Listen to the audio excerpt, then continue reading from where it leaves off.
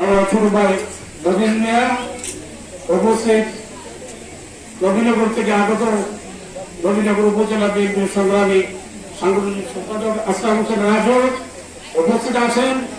নবীনগরের আপনাদের শিবপুর ইউনিয়নের বিএনপি নেতা জনাব হোসেন ভাই সহ বিএনপির উদ্যোগের নেতৃবৃন্দ, বিভিন্ন ইউনিয়ন থেকে আগত নেতৃবৃন্দ, সমাগত সুধীমণ্ডলী আসসালামু আলাইকুম। প্রথমে আমি একটু ক্ষমা চেয়ে দিই, আমার চোখে একটু সমস্যা, আমি চোখে সমস্যা আছে, সেই জন্য আমার খুব সমস্যা হয়, জন্য চোখে ইয়ে করেছি। সংগ্রামের সাথে বন্ধুরা, আজকে আমার এখন কতক্ষণ পরে আমার একটা মিটিং ডেকে আসছি ব্রাহ্মণবাড়িতে, বাকি মিটিংয়ে ডেকে আসছি যে আমরা এখনই চলে যেতে হবে। আমি আন্তরিকভাবে দুঃখিত, আমাদের অনেক নেতৃত্ব, অনেক ময় মুরব্বী এলাকায় আছে, তারা যে কথা বলতো, কিন্তু সেই সুযোগটুকু দেওয়া যাচ্ছে না, সেই জন্য আমি আমার তরফ থেকে আপনাদের কাছে ক্ষমা চাচ্ছি। পরিবার একটা ঐতিহ্যবাহী গ্রাম ব্রাহ্মণবাড়ি নবীনগরের মতো 10টা গ্রামের মধ্যে পরিবার গ্রামটা আমি মনে করি যে কয়েকটা গ্রামের মধ্যে একটা গ্রাম, সব দিক দিয়ে এই গ্রামটা শক্তিশালী, সব দিক দিয়ে এই গ্রামের নাম ঐতিহ্য আছে। সংগ্রামী সাথী বন্ধুরা, আমাদের ছাত্র জনতার শহীদের বিনিময়ে আজকে 53 বছর পর আমরা আবার দেশ স্বাধীন করেছি। একবার আমরা স্বাধীন করেছিলাম পাকিস্তান থেকে যুদ্ধ করে, আমাদের ছাত্র জনতা, আমাদের সন্তানরা যুদ্ধ করে ভারত থেকে আমাদের দেশকে স্বাধীন করেছে।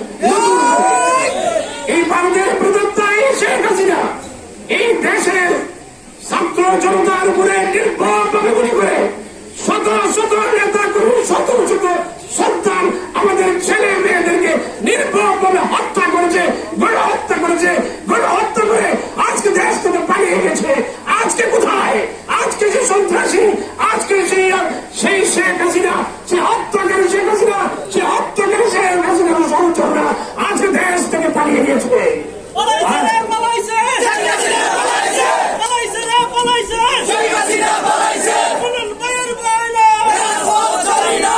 আপনাদের কাছে আমার আহ্বান থাকবে যে আমরা নতুন করে নতুন দেশ পেয়েছি, কিন্তু আমাদের সংগ্রাম এখনো শেষ হয় নাই। সংগ্রাম আমাদের এখনো শেষ হয় নাই, এখনো ষড়যন্ত্র চলছে, এখনো ষড়যন্ত্র করছে। আপনারা লক্ষ্য করবেন যে আমাদের নবীনগরে কোন হিন্দু বাড়ির উপরে কেউ আক্রমণ করে নাই, অথচ বিভিন্ন মাধ্যমে বিভিন্নভাবে প্রচার করা হচ্ছে যে হিন্দুদের উপরে নাকি আমরা অত্যাচার অবিচার করছি। আমি আপনাদের কাছে উদাহরণ আহ্বান জানাবো, আপনাদের কাছে অনুরোধ রাখবো, এই সুযোগ আপনারা দিবেন না। আপনারা আমাদের হিন্দু ভাইদেরকে সাথে দিয়ে তাদের মন্দির পাহারা দিবেন, তাদেরকে বিপদ আপদের আপনারা সহযোগিতা করবেন। কেউ যত কারো উপরে কোনো অন্যায়ভাবে অন্যায় আচরণ করতে না পারে, কারো উপরে অত্যাচার অবিচার না করতে পারে, কারো সয় সম্পত্তি দখল করতে না পারে, কারো ব্যবসা প্রতিষ্ঠানে আক্রমণ করতে না পারে, কোন প্রতিষ্ঠানে কেউ যেন আক্রমণ করে ক্ষতি না করতে পারে, এটি চক্রান্ত করছে। এই চক্রান্ত করে বিএনপির গায়ে দোষ দিতে চেষ্টা করছে যে বিএনপি নাকি এগুলি করাচ্ছে। কাজে আপনাদের কাছে আমার আহ্বান থাকবে যে আপনারা সজাগ থাকবেন। এবং আমার বিএনপি নেতা কর্মীদেরকে আমি উদ্দেশ্য করে বলতে চাই, যদি আমার কোন বিএনপি নেতা কর্মীর সমর্থক এই অন্যায়, এই কাজে কোন ভাঙচুর, কোন লুটতরাজ, কোন অন্যায়, কোন আচরণের মধ্যে সম্পৃক্ত হয়, তাকে সাথে সাথে আমি পুলিশে ধরিয়ে দেব। আপনাদেরকে পরিষ্কার বার্তা দিতে চাই, আমার প্রাণপ্রিয় নেতা মাননীয় ভারপ্রাপ্ত চেয়ারম্যান ডাইরেক্ট আমাকে বলেছে যে কোন অবস্থাতেই যেন আমাদের কোন নেতা কর্মীর সমর্থক কোন অন্যায় কাজে সম্পৃক্ত না হয়, আপনি সবাইকে বলে দিবেন। আমি পরিষ্কার ভাষা আপনাদেরকে বলে দিচ্ছি যে আপনারা যে ষড়যন্ত্র বিপরীতভাবে চলছে, আপনারা দেখবেন অনেক আওয়ামী লীগ, যুবলীগ, অনেক হিন্দু লীগ হয়ে গেছে, এরা অনেক জায়গায় মিছিল বের করছে, এরা হিন্দু, আসলে এরা দেখা যায় যুবলীগ, ছাত্রলীগ। এটা একটা চক্রান্ত করছে। আপনাদের সজাগ থাকতে হবে। যারা দীর্ঘ 17 বছর পর্যন্ত আমাদের উপরে নির্যাতন, নিপীড়ন করছে, অত্যাচার অবিচার করেছে, তাদেরকে আপনারা কাছে অন্যায় ভাবে কোনো আপনাদের উপরে যে না করতে পারে সেদিকে আপনারা খেয়াল রাখবেন। তাদের বিচার হবে মাটিতে। শেখ হাসিনার এই শেখ হাসিনা হত্যাকারী বিশ্বের নির্দিষ্টতম গণহত্যাকারী শেখ হাসিনা এবং তার দোসরকে এই বাংলার মাটিতে বিচার করা হবে এবং বিচার করবে সামনে সাথী বন্ধুরা। আমি বিদ্যুৎ বক্তব্য দিব না, আমি শুধু এসেছি আমাদের এই বার্তাটুকু দেওয়ার জন্য। আপনারা দীর্ঘ 17 বছর যাবৎ আপনারা আন্দোলন করছেন। আমাদের এই এলাকার অনেক আমাদের মাওলানারা আছেন, অনেক ধর্মজীবী লোক আছেন, তারাও দীর্ঘদিন আন্দোলন করেছে।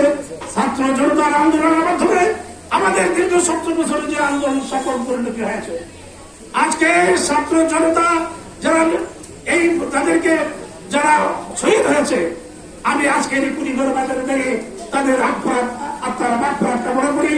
যারা জলপ্রাপ্ত হয়েছে, যারা এখনো যারা জলপ্রাপ্ত হয়ে আজকে হাসপাতালে কাতরাচ্ছেন, তাদেরকে আল্লাহ যেন সুস্থ করে দেয়, আমি তাদের সমবেদনা জানাচ্ছি।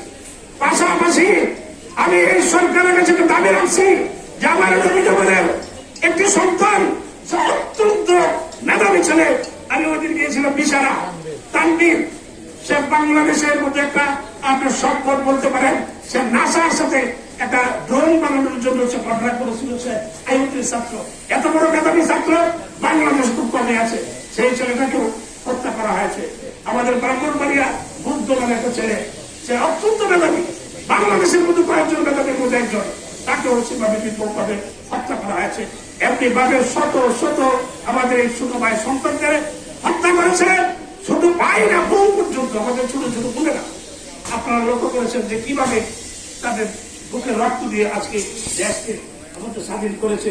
আমরা তাদেরকে স্মরণ রাখতে চাই এবং আগামী দিনে এই সরকারের প্রতি আমার অনুরোধ থাকবে যে তাদেরকে যেন স্মরণ রাখার ব্যবস্থা করা হয় এবং তাদেরকে যেন বীরের মর্যাদা দেওয়া হয়, বীরের মর্যাদা দেওয়া হয় এবং তাদের পরিবারের জন্য পাশে যেন এই সরকার থাকে। এবং আপনাদের কাছে আমার অনুরোধ থাকবে যে আমাদের এই এলাকায় যারা এমনিভাবে আপনার হতাহত হয়েছে তাদের পাশে আপনারা থাকবেন। আমি আমার বক্তব্য দীর্ঘায়িত করবো না, আপনাদের কাছে এই আহ্বানটুকু জানিয়ে এবং আপনারা আগামী দিনে যে কোনো ষড়যন্ত্র আপনারা মোকাবেলা করার জন্য প্রস্তুত থাকবেন। যে ষড়যন্ত্র দেশীয় এবং আন্তর্জাতিকভাবে চলছে, এই সরকারের ব্যর্থ করে আমার এই ফ্যাসিস্ট সরকার ভারতের তাবেদারি দিয়ে এই সরকারকে বেকায়দা ফেলে আবার এই ভারতের তাবেদার এজেন্ডা এদেশে ষড়যন্ত্র করছে যাতে আবার তারা এদেশে আসতে পারে। আমরা বলতে চাই, আপনারা তো আমাদের দেখবো যে এই অপরাধী, এই হত্যাকারী, এই বড় হত্যাকারী, এই খুনিদেরকে এই দেশে জায়গা দেওয়া যাবে না, যাবে না।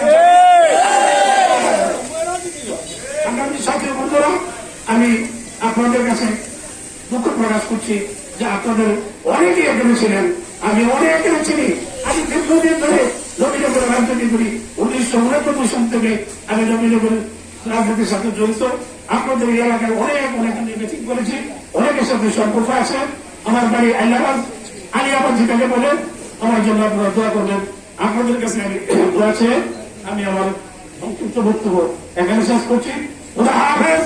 বাংলাদেশ জিন্দাবাদ, বাংলাদেশ জাতীয়তাবাদী দল জিন্দাবাদ, দেশনেত্রী বেগম খালেদা জিয়া জিন্দাবাদ, মাননীয় ভারপ্রাপ্ত চেয়ারম্যান জনাব তারেক রহমান জিন্দাবাদ, জিন্দাবাদ। আমরা এখন যারা শহীদ হয়েছেন তাদের জন্য দোয়া করবো, দোয়া করে মিটিং শেষ করবো। আসসালামু আলাইকুম।